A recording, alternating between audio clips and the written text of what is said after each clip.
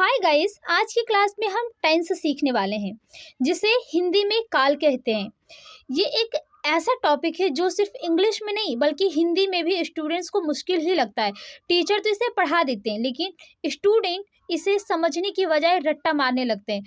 तो गाइज आज की क्लास में मेरा यही मोटिव रहेगा कि आप इसे अच्छी तरीके से समझें, ना कि रट्टा मारिए। तो चलिए आज की क्लास शुरू करते हैं। Hello everyone, welcome back to my channel. This is Madhu and you are watching Madhu with English. पहले समझते हैं कि टेंस क्या होता है, इसकी परिभाषा क्या है ना। तो गाइस, क्रिया का वह रूप जो किसी कार्य या घटना के समय या फिर उसकी स्थिति को व्यक्त करता है उसे टेंस कहते हैं। या फिर मैं इसे सिंपल भाषा में बताऊं तो हमें टेंस से ही पता चलता है कि कोई काम हो गया है या हो रहा है या फिर होने वाला है ना। इसे हम टेंस कहते हैं। अब टेंस कितने प्रकार के होते हैं? टेंस के कितने प्रकार हैं? जैसे कि आप सभी जानते हैं टेंस 3 प्रकार के होते हैं, present tense, past tense and future tense, है ना। प्रेजेंट टेंस मतलब वर्तमान काल, पास्ट टेंस मतलब भूतकाल जो बीत गया है, फ्यूचर टेंस मीन्स भविष्य काल जो होने वाला है ना, जो कल आने वाला है उसे हम फ्यूचर टेंस कहते हैं। अब यहाँ पे देखिए कि ये जो तीनों टेंस है ना, इन तीनों टेंस को 4 भागों में डिवाइड किया गया है। ठीक है, तो पहले हम देखते हैं कि प्रेजेंट टेंस का 4 भाग कौन कौन से हैं। और गाइस, इसमें सबसे अच्छी बात यही है कि अगर आपको एक समझ में आ गया तो बाकी के ऑटोमेटिक ही समझ में आ जाएगा, आपको ज़्यादा एफर्ट डालने की ज़रूरत नहीं पड़ेगी। तो पहला जो पार्ट है इसका प्रेजेंट इंडेफिनिट टेंस, है ना। इसे हिंदी में कहते हैं अनिश्चित काल। इंडेफिनिट टेंस, अनिश्चित काल। अब देखते हैं किसे कहते हैं इंडेफिनिट टेंस। इंडेफिनिट टेंस में ये होता है ना कि इसमें समय निर्धारित नहीं होता है कि कोई काम कब से हो रहा है, कब तक होगा, इस तरीके की बातें नहीं होती। यानी कोई काम अनिश्चित होती है, समय निश्चित नहीं होता है, उसे हम कहते हैं इंडेफिनिट टेंस। जैसे कि मैं फुटबॉल खेलता हूँ, है ना। अब इससे क्या पता चल रहा है, कब खेलता हूँ, कैसे खेलता हूँ, कब तक खेलता हूँ, है ना, या कब से खेल रहा हूँ, ऐसा कुछ भी समझ में नहीं आ रहा है। यह सीधा सीधा कह रहा है कि मैं फुटबॉल खेलता हूँ, इसमें कुछ भी निश्चित नहीं है ना। इसे कहेंगे इंडेफिनिट टेंस। सेकेंड है प्रेजेंट कंटिन्यूअस टेंस।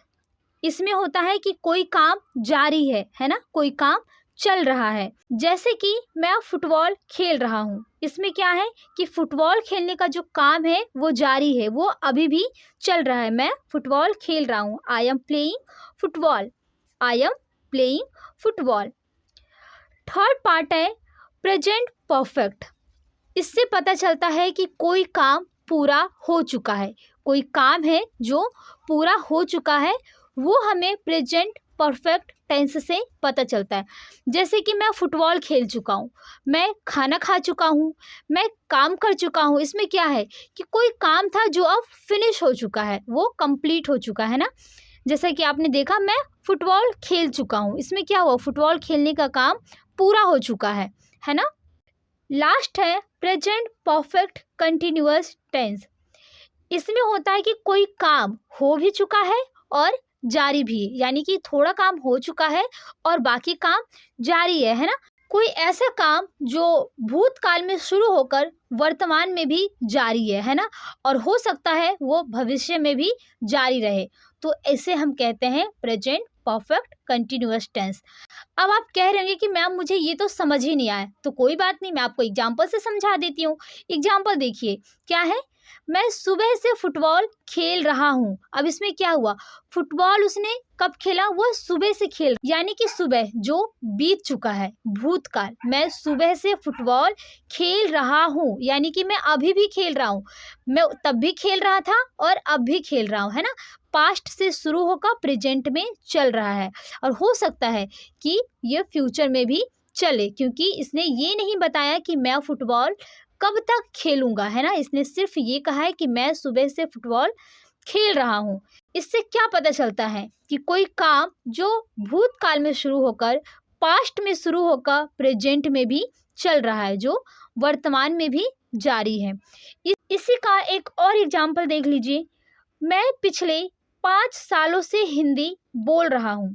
अब ये क्या कर रहा है, 5 सालों से बोल रहा है, यानी कि वो अभी भी बोल रहा है और पहले भी बोलता था जो बीत चुका है, भूतकाल में भी बोलता था, है ना। हम पास्ट टेंस तो वही कहते हैं ना, जो समय बीत चुका होता है हम उसे पास्ट टेंस या हिंदी में भूतकाल कहते हैं। तो 5 सालों से वो बोल रहा है ना। वो पहले भी बोलता था और वो अब भी बोल रहा है, यानी कि कोई काम जो पास्ट में शुरू होकर प्रेजेंट में भी चल रहा है, इसे हम कहेंगे प्रेजेंट परफेक्ट कंटिन्यूअस टेंस। तो गाइस अगर आपको ये समझ आ गया ना, तो बाकी का भी समझ में आ जाएगा। इसमें सिर्फ डिफरेंट यही है कि आपको प्रेजेंट की जगह पे पास्ट फ्यूचर ऐसे यूज करना है।